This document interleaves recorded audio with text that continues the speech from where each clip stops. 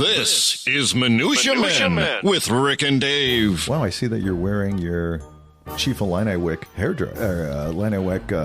headdress. Yeah. They still love the chief down there, right? I mean, I haven't been to it's Illinois. fine. Wear as many Indian things as you can on your shirts on your hoodie tomorrow as we go to. Okay, that's great because I heard that it wasn't popular anymore. Is that No, not that's true? it's entirely wrong. Oh, they love it. Okay, good. Right. Thank God. And then, like, if you go get a something at the concession stand, go. How much does it cost? Okay, do that. You say $4, something like that. Yeah, do that because they love it. I mean, in the Cokes, they don't sell booze, right, at these games? No, they do. They now sell booze at. Okay, and it's still like what, like a buck, 75 cents. 75 cents. We're gonna go to Willie's afterwards for the 55-cent mugs of Strohs. Yeah, they still do it. It's absolutely looking forward to it. Yeah. So as you're listening to this show, Dave and I are going to be in Champaign, Urbana, Illinois, to watch the University of Illinois against fighting Illinois against the Michigan Wolverines. So if Michigan wins big, especially, we may not be back. Yeah. Well, but in the meantime, it's time for Minutia Men. It's time for Minutia Men. What is it time for? Minutia Men. Are you? Oh. The following is a Tony Lasano podcast, an Opie production on the Radio Misfits Podcast Network. This is Minutia Men with Rick and Dave. And when you get to campus, it looks exactly the same. Okay, yeah, great. Green Street looks exactly the same. Fantastic. Right. And if you want like noodles or something, like a noodle shop, they have none of them there. In Champaign. Really? Oh my God! It's like one ramen shop, a noodle shop. Well, is it like the population? It's a very Asian oriented. Oh, oops! What did I just say? I said Asian oriented. Did you see? You're not allowed to say that. I know. Whoopsie. Yeah. Okay. But we better stop and get to the real insults rather than. So this is a story, and you're going to see a lot of Gen Zers. Yeah. When you're going to go, there are going to be all these Gen Zers that are going to that totally will respect us. Will they? Oh, absolutely. Well, they may not know that we're older. Oh, because I think we can kind of blend in. They're grad students. We're just grad students, right? No one's going to know. Well, here is something that, to give you a little indication of the universe that we are plying into here, 25% of Gen Zers have taken their parents to job interviews. Get out of here. A recent survey found that 70% of U.S.-based Gen Zers ask their parents for help in the job search process. Okay. I've been doing that. And 25% say they brought their parents to an interview or to interviews. Now, that is unbelievable. Now, again, I didn't really delve into this. It could be that they may just be driving them to the interview. But I'm going to say that there's 25% of Gen Zers, and Gen Zers are, 18 to 27-ish, probably, right? Something like that. According to Francisco Tobin, a Gen Z employment career expert. Okay, that's a job I could totally do. and this is according to him, and he says, and I quote, "It's a very tough market out there. The economy is very tough. We are seeing 2 applicants for every job on LinkedIn available now." Okay, bite me. When we went, do you remember when we got out of college? Yeah. It was like 70 to, there were no jobs out there whatsoever. Remember how fun it was to try to get a job in radio in particular? Well, didn't you spend a fairly, not a long period of time at the burglar alarm company? Yeah. Tell us about that. Uncle Rick, tell us about your time at the burglar alarm company. So I was a monitor. You know how if your alarm goes off, there's somebody in a room somewhere that calls the police? Yeah. That was me. But it was in the days when there were 8 alarms in the whole town. Oh, basically. So unless if the Billingsley didn't have a problem, you didn't have anything to do. And I had the overnight shift. Nice. So like midnight to 6 a.m. or midnight to 8 a.m. or something like that. So people are home anyway. There was nothing. I think maybe 3 or 4 times in the 8 months I worked there did the alarm go off. What were you getting paid? Do you remember? I don't remember. So this is like $5 an hour or something like that. 85, 80, okay. No, 86. 86. Yeah. So you'd bring your Sports Illustrated in your newspaper and just read about the No, Bears? you know what I was doing? Because I wasn't finding a job right away. I was studying for the MCATs. I mean, not the MCATs, the GMAT. Because you were going to go to grad school? Yeah. In what? Business. I know. That's how desperate I was. Oh, my God. I was using the rejection letters that I got as wallpaper in my room. Yeah. Well, that was the thing back then. Like when we were going to college, you'd put all the bong letters on your doors because there's so many of them. Yeah. So honey, these Gen Zers are having a little bit of trouble getting their jobs. Right? But can you imagine taking Hildegard to your interview with Stephen Gary? Oh, my God. Oh, my God. Yeah, right. I assume you are going to be very respectful to my son. Yeah. Who is there's dust here on the right? Can you imagine Helga or Hildegard at your Stephen Gary interview? Right. Oh my gosh. Yeah. Well, that's not very nice. Well, remember when we took her to the Jim Slusher book signing? Were you there for that? Yeah, I was there. But I mean, were you there for her meeting? My mom came because she lived in the same town as the book signing, and I introduced her to Jim Slusher, who is one of our latest authors, and he works for the Daily Herald. Oh, I know. She immediately said, "Oh, it's the Daily Herald. You know, that is very expensive now. Do you know I have been subscribing for 40 years? And, you know, for $3.50 for a week." Yeah, right. It's like, sorry, ma'am. His eyes were kind of rolling. I was like, yes, I'm sorry. So, but I'm saying, next time you have a job interview, you're 61. Yeah. I imagine you got a lot of job interviews that are coming up. Plenty, yeah. Bring mom. Okay. Bring Hildegard. You know what? She can make that beef stew that she makes, or that pot roast. Oh. See, that's where she could really come in handy. Okay. Well, I have a story for you. Now, last week we had our first installation of this new feature that we have, and that is the Ballot of the Ballads. Ooh. Oh, how about that? Did you say Battle of the Ballads? Battle. Right. I think you said Ballads of the Battle. Ballads of the Ballot. Oh, I see. Ballad. Oh, okay. All right. So that is clever. All right. Now, some of these are not ballads, so it doesn't work perfectly. But what we're going to do, since this is a tied election, as we just looked at all of the... It's a coin flip, baby. It's a coin flip. It could go either way. So we thought, well, what are some things that people are not looking into to see if we can identify who's winning and who's not, right? Oh, so you're kind of like Nate Silver right now. I am. You're digging deep into the numbers right now. I am. Okay. I am. And so what we're going to do is we're going to compare Donald Trump parody songs versus Kamala Harris parody songs. All right. So and she's ahead 2-0 right now, right? Or what was 2-0 last week? Okay. On behalf of Kamala. Okay. She's in the lead. All right. This week we have. Let's see. I'm going to go to the first one here. This is by Falsified Records. Okay. It's a parody of the song "My Way." And it's a cartoon of Donald Trump singing. Okay. All right, so here we go. Some say my hair is weird. My face is orange, just like a carrot. Here's my retort. I packed the court with Gorsuch, Kavanaugh, and Barrett. And I'm hell-bent to crush dissent in a Proud Boys should stand by way. Yes, I'm the best. Ask Kanye West. Great guy. I did it my way. I hid secret docs inside my loo. Defrauded students at Trump U. Deluded banks to tout my worth. I lied about Obama's birth. I've issued threats. I've welched on debts. I did it my way. Okay. Pretty good. That's not bad, huh? Pretty good. Pretty good. It's a 4-minute song if you want to hear the rest of it. There's a couple other verses. All right. So that's on Kamala's side. Right. Right. This one is on Trump's side.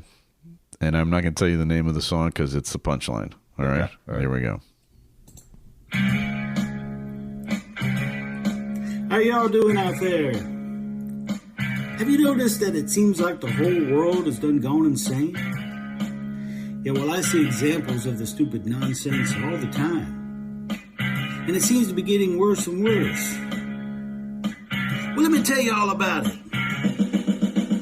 Sitting in the classroom, the teacher's in drag. Whatever floats your boat, man, that just ain't my bag. My stomach is churning, I know that's my cue.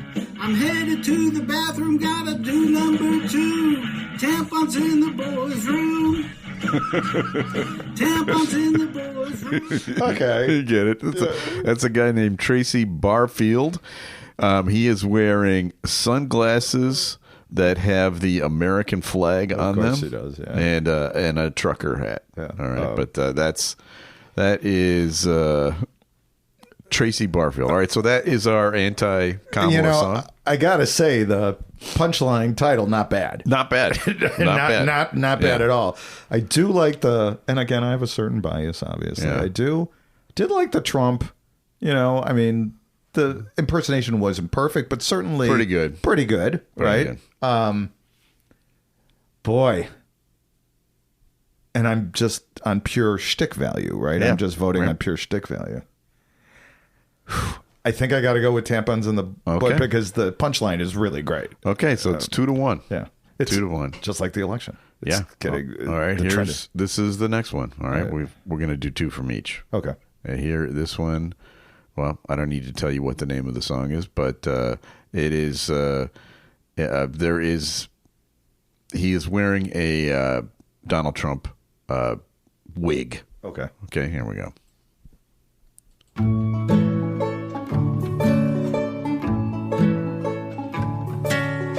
Why are there so many trials and indictments? And why am I greatly reviled? Things all got stormy for just a few minutes while my wife was having our child. That would not seem to be very good optics for Republicans to see. So I tried to hide it to sway an election. The lawyer, the porn star, and me. Okay. Not bad. Yeah. Not a bad Kermit. I was going to say your Kermit is better, but not a bad Kermit. Can your Kermit sing? Can you sing? No, Okay. no, cannot. None of my characters can sing. Really? Yeah, Well, I'll I would just put think that out there. I thought your Henry Kissinger could sing, No, right? none of them can sing. Okay. All right, this one is the anti-Kamala one. Okay. And here we go.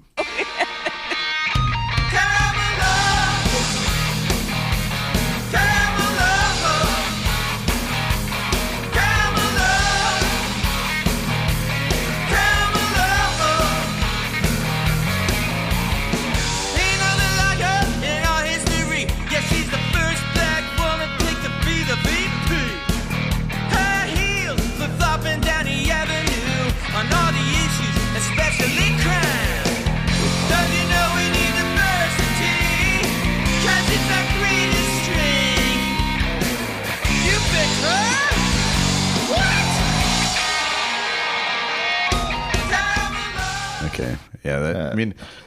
If I can critique as a parody songwriter, kind of weak. Well, I think using that song for Kamala is a good choice because it's Panama. It sounds similar. Right. But if you would have listened to the song, you'll realize that the verses are short. Does not offer a lot of opportunities for lyrics. So you would have gone in a different direction. That's my opinion. But you're the one that gets to decide. I got to go with Kermit on this one.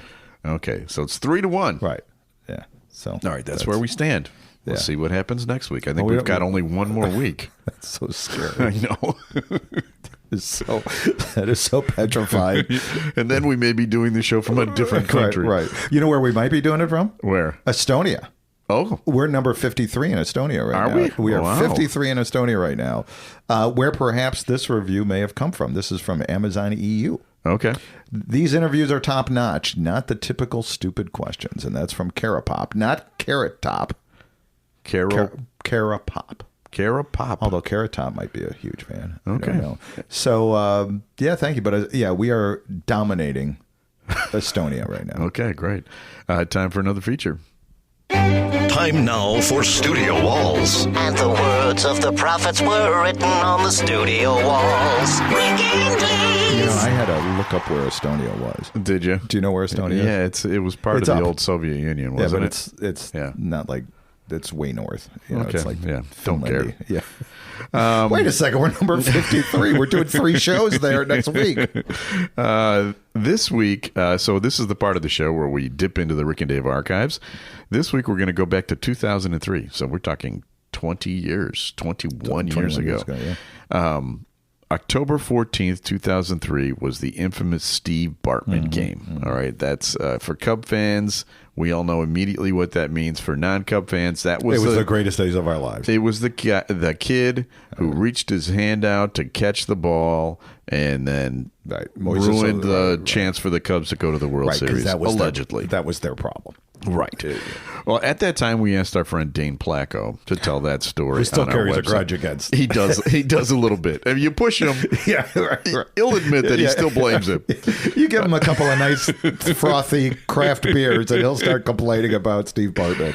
But if you go to our Just One Bad Century site, you can see this video because he was there the night of the Bartman game. He was reporting on the game for Channel 32 in Chicago, and when we asked him to do this video, we didn't expect that it was going to go viral. It did go viral. Well, and didn't this make him? This video got him on that ESPN 30 for 30, right? Right. This video got the attention of the documentarians at ESPN, and they included Dane in the ESPN documentary Catching Hell in 2011. But it's a great story, no matter what, and I think you're going to enjoy it. And here's Dane telling all about that day. So everybody knows the story of Game 6 of the National League Championship Series at Wrigley Field. The Bartman game, as it's commonly called. Well, here's my take on it. I was there covering it as a reporter for one of the local news stations, and I really didn't see the play. I was standing in the tunnel when the ball was kind of twisted foul off down the left field line, and it went out of my line of vision, and I heard a weird reaction from the crowd, like a kind of disappointed reaction. And then people started shouting. I was like, I don't know what's going on. So I tapped a guy on the shoulder. So what happened? He says, looked like some fan interfered with the ball, stuck his hand out. My phone goes off. My cell phone goes off. It's the desk at the station. Say, you got to get that guy. You got to find him. I said, what does he look like? They gave me a general description. So I went down the left field concourse at Wrigley Field with my cameraman. And by the time we got down to the end of the concourse, what had been a 3-0 game was like 8-3. I mean, it went bad like that. It was instantaneous. A few minutes, and they were way behind. So the crowd is getting a little angry about the Bartman situation. So I get down to the little tunnel area where the fans would come down from that area where Bartman was sitting. And what I didn't know at the time was they were bringing other fans out who had thrown stuff at Bartman, and security would grab a fan who did something like that, bring him down the steps, and all the people gathered down there to see this Bartman character that nobody knew anything about at the time would start screaming at him and yelling at him, and security would hustle him off to their office, and this crowd was building. I mean, it was what was initially 50 or 100 people got bigger and bigger and bigger as the significance and the import of the moment grew. And eventually there's like 1,000 people down there, and it was a lynch mob mentality. It was a little bit scary. It was very dark. And they keep bringing these people down for throwing stuff at Bartman, and everyone's screaming at them, and then they hustle them. But nobody knows if that's Bartman or not, because nobody really had a good look at him in the park. So finally, after 15, 20 minutes of this, they bring a guy down the steps, and this time we're pretty sure it's Bartman, because they've got jackets over his head, a ring of burly security guys around him, and they hustle him through the crowd, up the ramp and into the security office. And the crowd went nuts. They were screaming at him, throwing stuff at him. I mean, I heard little old ladies using words that little old ladies ought not to use. They get him inside. I always thought that if the security had just stopped in the middle of that crowd and walked away, I would have witnessed something really, really ugly.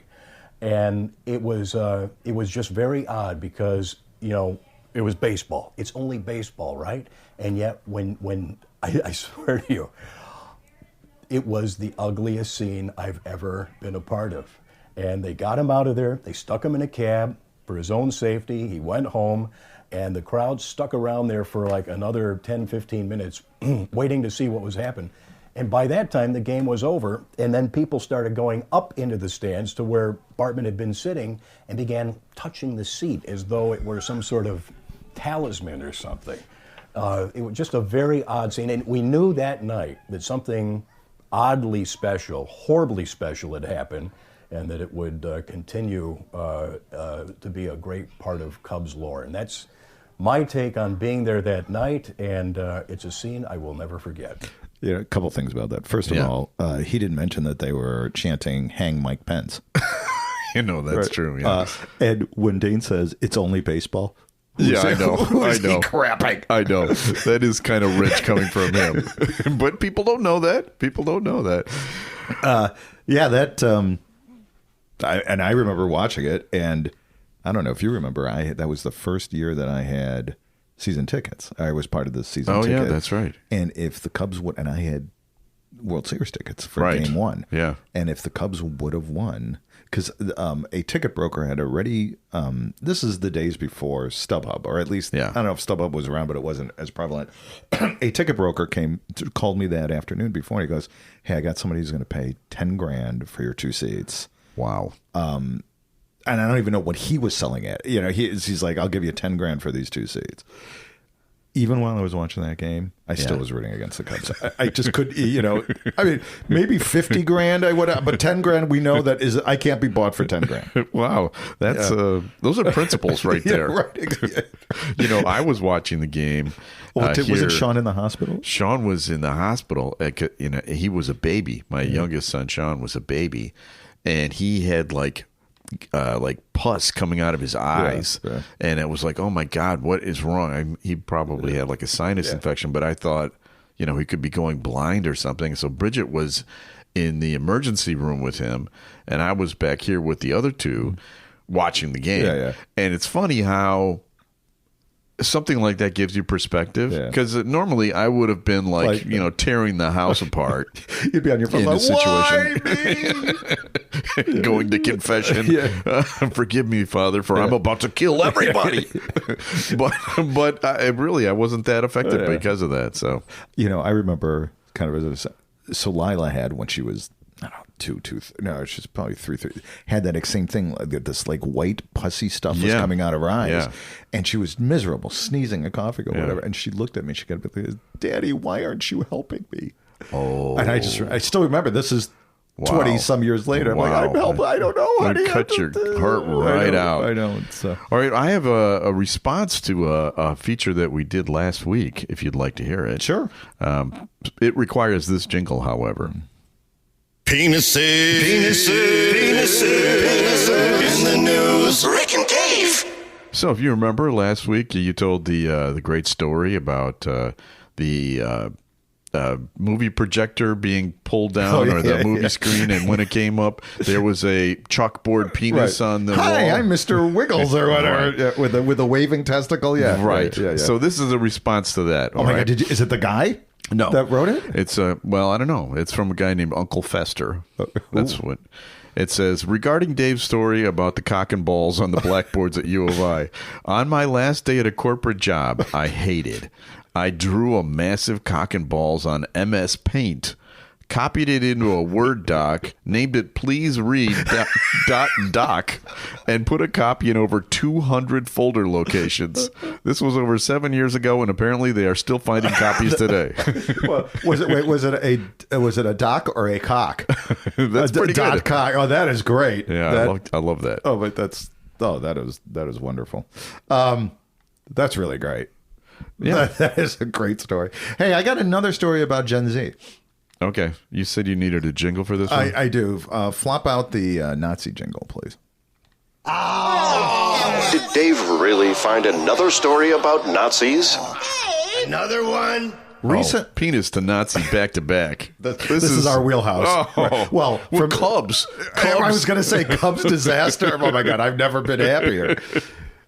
Parody songs into Cubs into sorry. This is who we are. Yeah, this is a total microcosm of our 61-year existence. This is the AI version of our show right here. I had several people reach out to me how creepy the AI. Yeah. And that from our last, if someone hasn't listened to our last episode, that was a creepy little thing we did. All right, recent survey reveals that 1 in 5 Gen Z American voters, and again, these are people from like 18 to 27, believe Hitler had some good ideas. A staggering new poll reveals that more than 20% of Generation Z voters believe Adolf Hitler, one of the history's most notorious dictators, and had some good ideas. Right. Despite Hitler's role in the genocide of 6 million Jews, there are an appreciable percentage of Gen Zs that think that they had some good ideas. Now, that he had some good ideas. Now, they didn't ask what those good ideas were. Yeah. Because they probably on TikTok heard that it was good. And in fairness, my grandparents' generation also thought that he had some good ideas. Well, so I did a little bit of... they were wrong, by the way. Yeah. I'm glad that you mentioned that. Well, I was waiting for you to say that. James Johnson, who did this or was part of this survey, the founder of JL Partners, expressed concern over these results, obviously, because citing the role that social media has in shaping the views of these young Americans. That's true. Fake, misinformation. Once it's turned into a meme, look out. Yeah, right, exactly. Now, I did some research. I'm like, okay, maybe I haven't given him the benefit of the doubt. Oh, Hitler? Yeah, Hitler. Okay. So I did some research, and I did find a few ideas that he had. That were good ideas? That weren't too bad. Okay. First off, without Hitler, there's no Volkswagen. That's true. Without Volkswagen, there's no Volkswagen buses. That's true, too. There are no deadheads. Oh. Okay. What is the most famous Volkswagen model? The minibus. No. Oh, the Beetle. Who's your favorite band? Oh. Wow. Without Hitler, that picture on the wall may not have been a thing. Huh. Yeah. He totally fixed unemployment in Germany. Yeah, yes, he did. He put everybody in the army. He gave German men, Gen Zers of their time, jobs, and they got to travel. They did. Russia. Yeah. Czechoslovakia. Poland. I mean, they got to travel. But this is maybe my favorite. You know how we have casual Fridays in the workplace here on Fridays in America? Well, in 1935, he urged German industry to institute Lederhosen Fridays.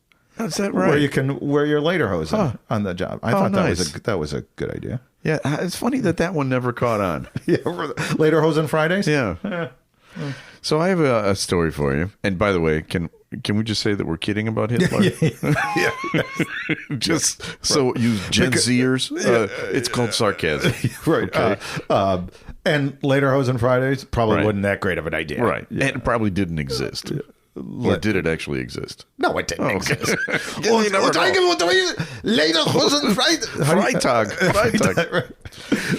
So I have a story for you. This is actually an obituary. I don't usually read obituaries. You write them. I write them. And you write eulogies. This is for a man named Robert Adolf Bohm. We really have a three. Yeah. It's a narrative we do. It's a 3-act play. It is a German. He is a German, but it's an American German. All right. And this was written by his son. And I think you'll understand what kind of a relationship they had. Here it is.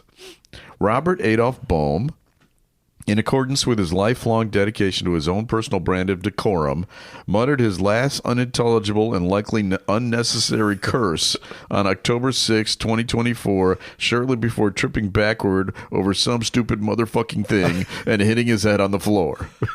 Robert was born in Winters, Texas, to the late Walter and Betty, after which God immediately and thankfully broke the mold and attempted to cover up the evidence. Raised Catholic, Robert managed to get his wife Diane pregnant fast enough to just barely miss getting drafted into the Vietnam War by fathering Michelle, John, and Charlotte between 1967 and 1972. Much later, with Robert possibly concerned about the brewing conflict in Grenada, Charles was born in 1983. This lack of military there's service. a war here. We got to have another kid. This lack of military service was probably for the best, as when taking up shooting as a hobby in his later years, he managed to blow not one but 2 holes in the dash of his own car on 2 separate occasions, which unfortunately did not even start a little unsurprised his dear wife Diane, who was much accustomed to such happenings in his presence and may have actually been safer in the jungles of Vietnam the entire time. While the world was in conflict elsewhere, Robert made do by learning how to roof and maintain traffic signs with the city of Amarillo. He was a Texas man. And eventually becoming a semi-professional truck driver. Not to be confused with a professional semi-truck driver. Okay.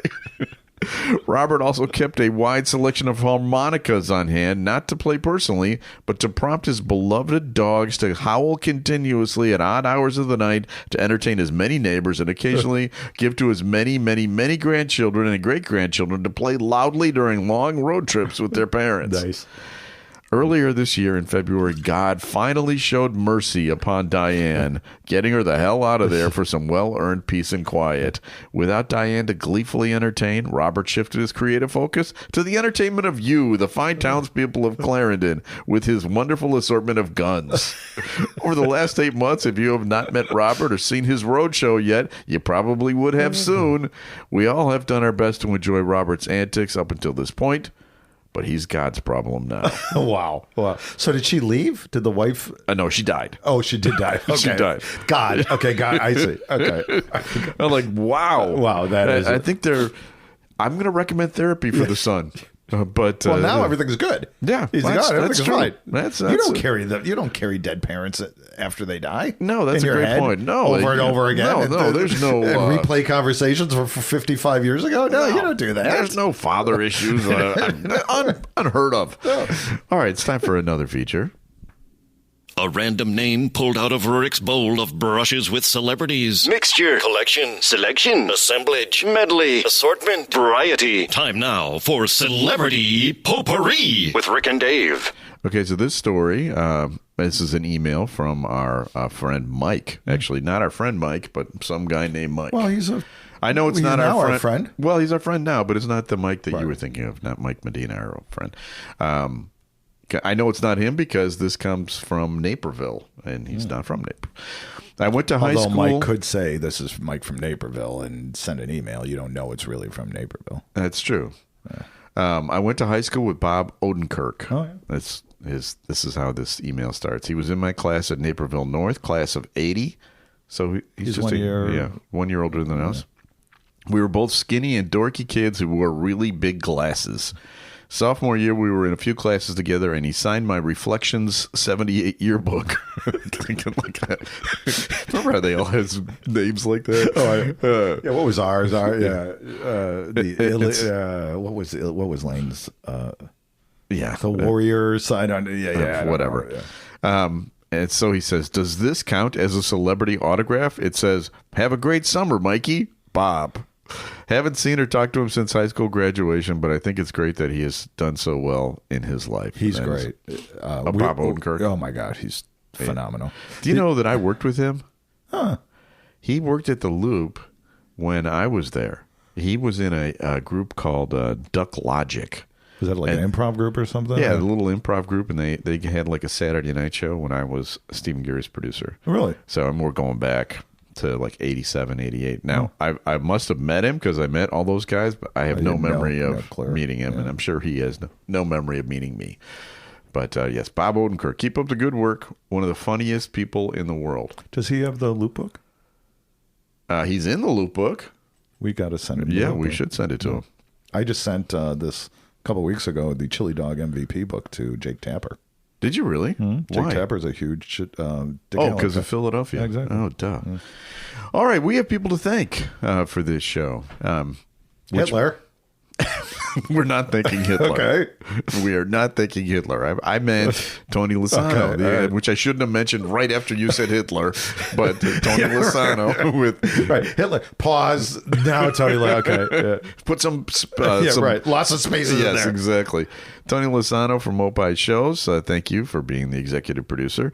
We also have Ed Silla. to thank. He's with the Radio Misfits podcast network. Great Talk Radio isn't dead. It just moved to a better place. RadioMisfits.com. And we'll be back again if the Illini win. Yeah. Next week for a brand new episode of Minutia Men.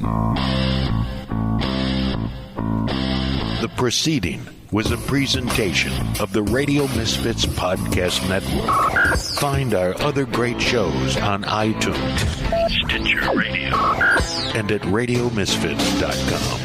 Thank you. Thank you. Thank you. This has been a presentation of Opie Productions. Tony, can you shut up?